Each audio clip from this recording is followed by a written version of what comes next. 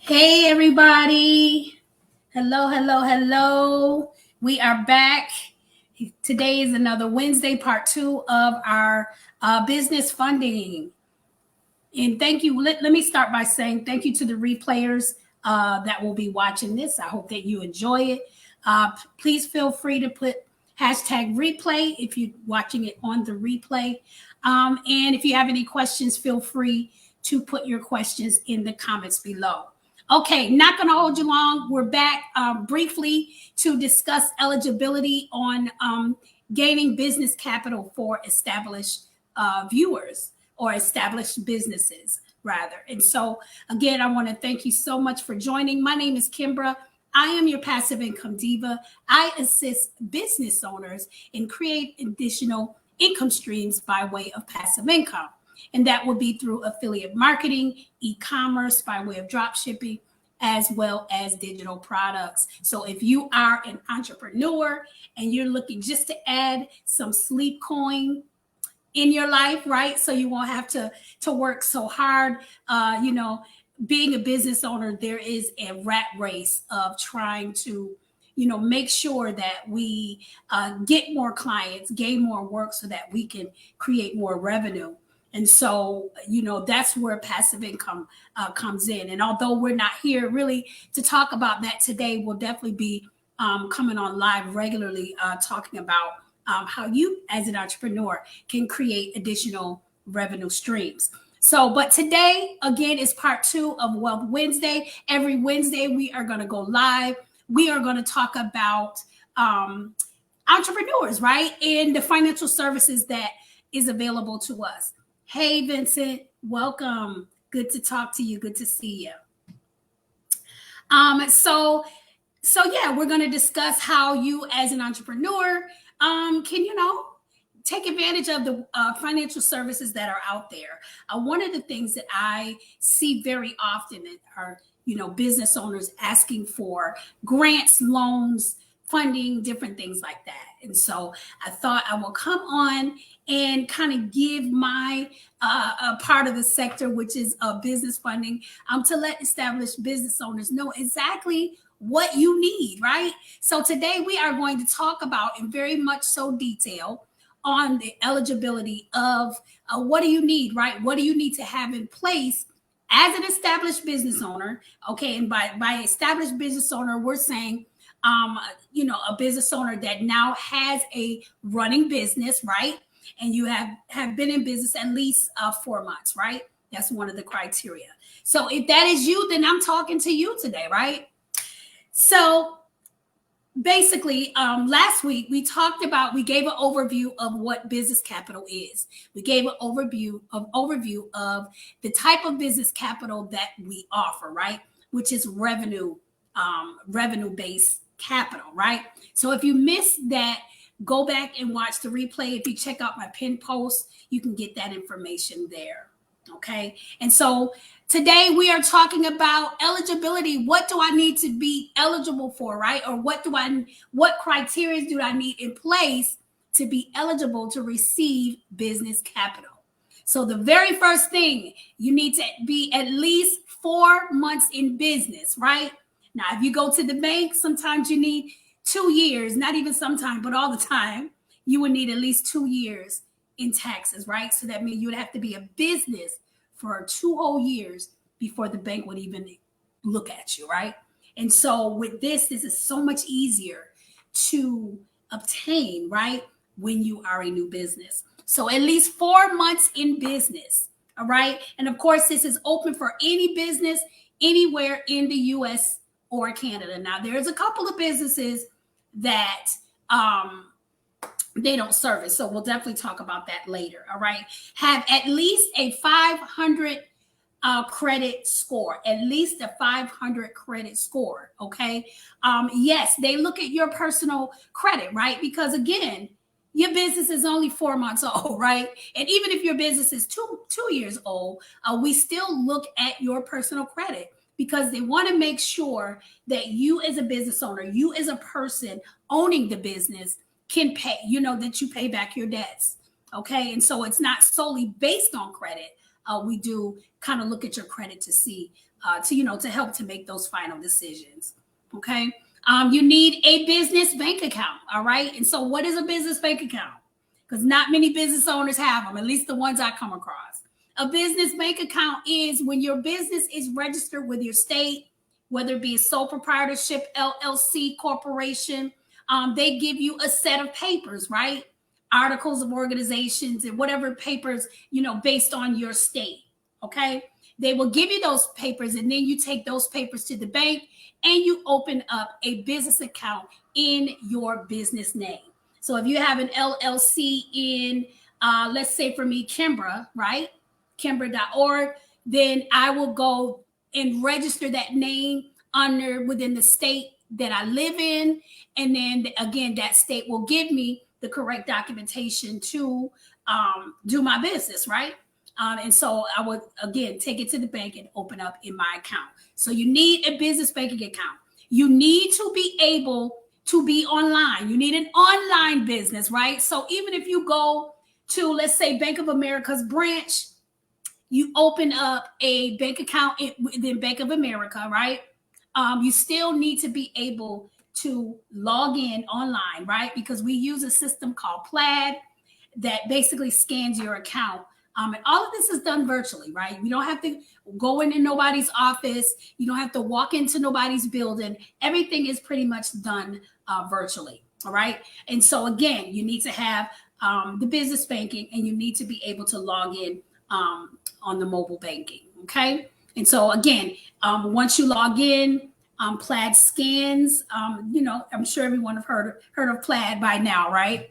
Of course, it scans your bank, make sure it has the different criteria that we're looking for. And so that's to make sure that you're getting those deposits, right? Because they look for businesses that are getting regular deposits, right? You need to have at least more than 2 deposits.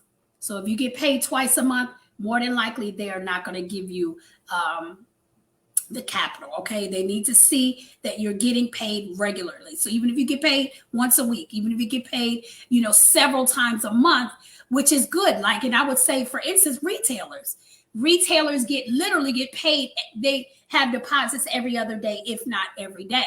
So that's what they look for, right? Because they want to make sure that they're going to get their money back. Okay. So those are the things they look for. They also look for non-sufficient funds. Okay. If you are a business that's overdrawing your account a lot, they don't trust that, right? They don't trust that you would pay them back. And so if you have 2 or more, I believe it is, over the 3 months span. Oh, and I forgot to mention, let me just backtrack. I forgot to mention that they look for 3 consecutive months, right? So like the last 3 months. So, if we're in, let's see, the beginning of July, so they will look in June, May, and then April. Okay. And depending on where we are in July, they may also look at July as well. So they look at those 3 months. They look for how many deposits you get within that business banking account. Also, the non-sufficient funds. Okay. And so again, there's only so many you could get, or they're going to be like, nope, denied. We can't move further. All right. And all of this is preliminary, guys. Okay. This is just preliminary. These are the things that they look for. Okay. Before they even send you to underwriting. All right. So then the next thing, you need to at least make $5,000 for those 3 months, right? So you need to be able to bring home at least $5,000 before they would even look at you, right? Because they want to make sure that you're bringing in the revenue so that they can get their money back, right?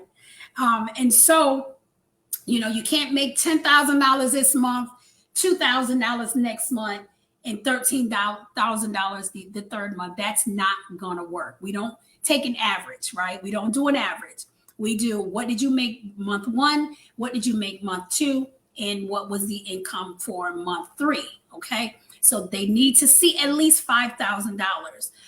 Now, again, there is, an independent contractor option, which we'll talk about a little later after this. But now we're talking about businesses that are registered businesses that are registered in your state, right? That have the business banking account. Get at least $5,000 for those 3 months. All right. And we service over 700 industries, right? So, more than likely your business would be accepted. Okay. I know one of the businesses that we do not fund, that's car dealerships. We do not fund car dealerships, and any type of investments. We don't fund that either. We're not giving you money to make an investment, right? Because again, in investments, you don't know what your return is going to be. There's no regular deposits, that you can forecast on that. And so that is not something that we fund. All right. The terms, the payback terms of the loans are from 3 months to 24 months. And again, it depends on how much you get approved for, your interest rate.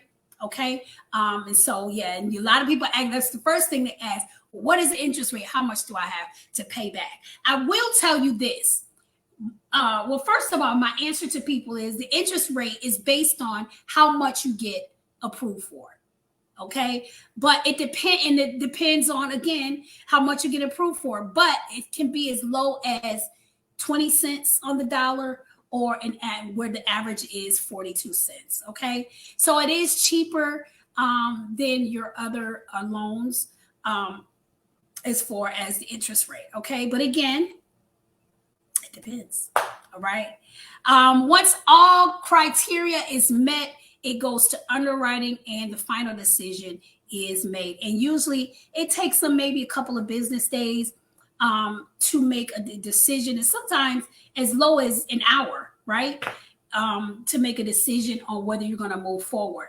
Now, in the case where you may be a business owner, you may bring in $5,000 per month, but you may not have a business banking account, right? Let's just say, for instance, you have your regular personal checking account.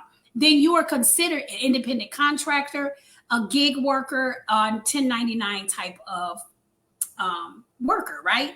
And so we have a category for that where we will put you in that category for funding for an independent contractor. Now, that is, you can only get up to, it's between $3,000 and $5,000 for independent contractor, versus if you are a registered business, you can get up to $2 million, right? Of course, they have different criteria for each level.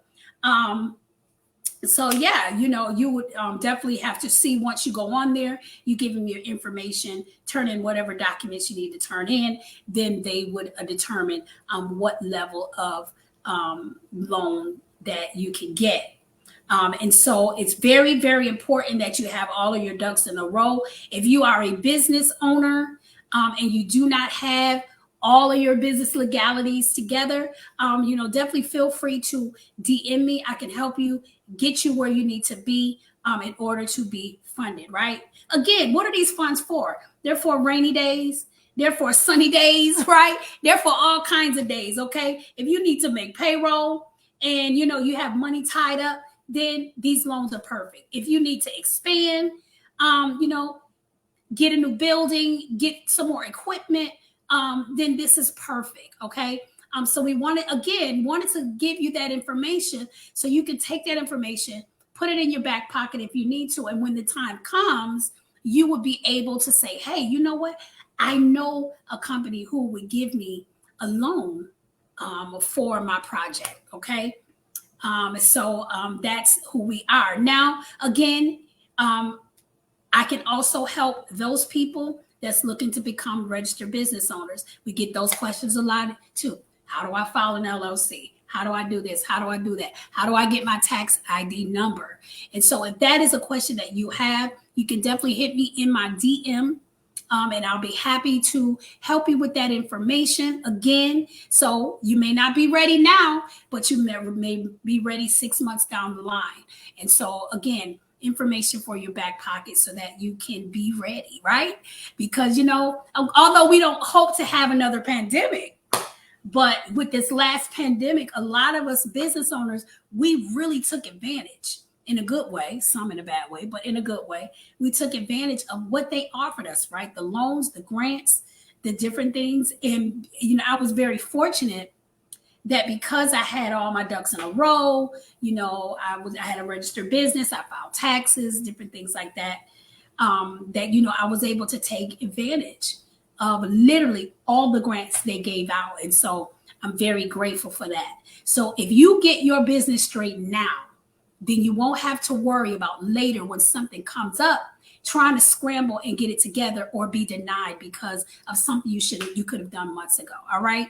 And so again, not going to hold you. We've been on for 15 minutes, and that gave you enough information so that you as a business, again, can take that information, apply it to your business, apply it to your situation, and be ready. Okay. All right. And so again, we are going to be here every Wednesday talking about another sector of wealth and financial services for small business owners. Again, you guys, if you have any questions, go ahead and place them in the comments. And I want to thank you so much for joining me. Thank you, replayers, for watching, and I'll see you guys next time. Oh, and my website is www.bailmybiz. Again, that's www.bail, B-A-I-L, my biz, B-I-Z. Okay. And that'll give you detailed information on all the financial services that we do offer small business owners. Okay. I will talk to you guys soon. Bye.